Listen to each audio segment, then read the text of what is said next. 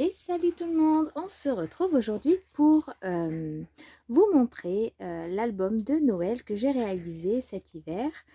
Donc je l'ai réalisé dans la période de Noël. Pardon. Et donc c'est avec la collection de chez Stampin' Up. Je vous l'avais fait voir lors d'un haul et du coup maintenant je vous présente cette collection faite sur cet album. Donc j'ai réalisé la première partie du montage en vidéo, donc vous l'avez sur ma chaîne si vous en avez besoin et si vous voulez voir. J'avais filmé la deuxième partie, mais finalement j'ai pas pu la mettre parce que j'ai eu un souci de téléphone et du coup j'ai pas pu récupérer la vidéo. Mais je vous montre donc fini ce que ça donne. Pour vous rappeler, je l'ai fait avec des enveloppes à l'intérieur, comme sur le devant, vous voyez les embellissements et dedans il y a une petite enveloppe. Et sinon sur des pages classiques. Donc c'est parti, je vous montre. Donc totalement basique la couverture. Voilà, avec une attache ici aimantée. Donc ici, avant de l'ouvrir, je vous montre que j'ai utilisé les stickers qui étaient fournis avec. Donc il y avait des sapins, il y avait des étiquettes, des petits sucres d'orge. Et donc sur le devant, vous voyez, je rappelle tout ça avec un petit mot Noël. À l'intérieur, on pourra glisser bien sûr des petites choses qu'on a eues ou qu'on veut garder dans cet album. Et donc on l'ouvre et vous voyez que j'ai fait une ouverture aimantée. J'adore ces aimants, c'est ce système de fermeture, je trouve qu'il tient très bien. Et du coup, ça protège bien l'album, ça évite qu'il s'ouvre sur nos étagères ou autres. Ici, j'ai mis des petites demi-perles et aussi des petites étoiles qui étaient avec les planches. J'ai mis aussi des coins pour éviter que les albums s'abîment. C'est vrai que maintenant, je les utilise pas mal. Vous verrez qu'il y a un petit design dessus. Si vous allez bien voir. Voilà. Donc ces petits coins sont pratiques à mettre puisqu'on a juste à les insérer et avec une pince les pincer. Et puis voilà, donc j'en ai différentes formes et enfin formes non, ça reste comme ceci, mais différents designs on va dire. Donc voilà, pour celui-ci j'ai choisi celui-ci, ça fait répéter, c'est pas grave. Bref, allez, on ouvre. Donc j'ai mis, donc comme c'est le thème des enveloppes, eh bien je rappelle sur chaque page qu'il y a une enveloppe et donc on peut insérer soit des tailles ou ici des souvenirs. Donc là assez flash, hein, le papier doré pardon, mais j'aime beaucoup parce que ça rappelle aussi mes petits angles et puis un peu le thème de la collection.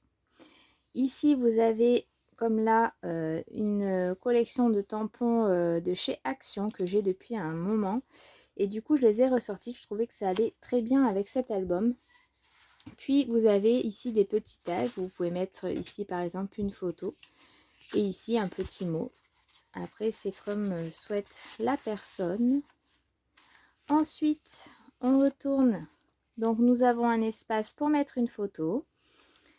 Toujours la même collection de chez Action. Ici, pareil, on se retrouve avec des tags pour mettre des photos dans une enveloppe. Donc l'enveloppe, je l'ai réalisée avec l'Insta enveloppe de chez Stampin' Up. Si vous voulez un jour une revue sur ce type de matériel, n'hésitez pas à me le demander en commentaire. Je me ferai un plaisir de vous faire cette vidéo sur n'importe quel outil que je peux me servir. Si ça peut vous aider, je le ferai avec grand plaisir. Ici, le Joyeux Noël, c'est pareil, une planche de tampons de chez Stampin' Up, celle-ci. Ensuite, nous avons là, donc là, les petits cadeaux, c'était sur une planche, pareil, de Stampin' Up. Ici, Action. Donc voilà, on retrouve toujours le même système, avec une petite cordelette là. Donc, vous voyez, j'ai mis à l'inverse l'enveloppe. Je l'ai tournée pour que ça donne une autre dimension. On retrouve encore une page libre et l'enveloppe avec les petits tags.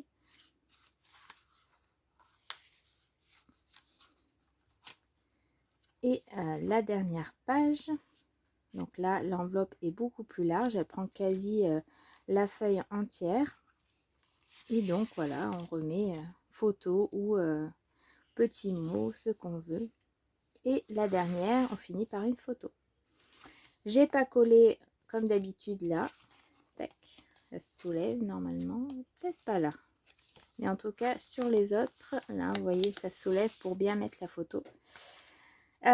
Pour vous dire un petit peu, si vous n'avez pas vu la structure, je l'ai montée, vous verrez, c'est des petits volets en L.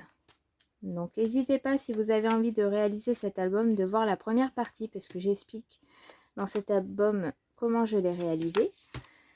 Donc voilà, on a fait le tour de ce mini album de Noël. Donc j'espère qu'il vous plaira. En tout cas, j'adore cette collection de papier. Il m'en reste, donc je pense que je ferai un autre album ou des cartes, je sais pas, on verra. C'est plus la période de Noël, mais ça peut être pour l'année suivante, en tout cas de préparer en amont quelques petites choses. Donc voilà, je vais vous laisser sur cette vidéo. Je reviendrai vite pour une nouvelle démo d'un album que j'ai réalisé, pareil sur le thème de Noël, mais avec la collection Sokai. Et puis vous aurez aussi un haul de chez Scrap Malin. Voilà un peu les nouvelles. En tout cas, j'espère que vous vous portez bien. En tout cas, n'hésitez pas à commenter, n'hésitez pas à me suivre sur Instagram ou sur Facebook. Merci aux nouveaux abonnés qui font partie de cette communauté. En tout cas, j'espère que vous trouverez bonheur ici. N'hésitez pas donc à me demander aussi des tutos sur certaines choses, certains produits que je peux avoir à la maison. Voilà, je vous ai à peu près tout dit. Je vous dis à très vite pour une nouvelle vidéo. Bye bye!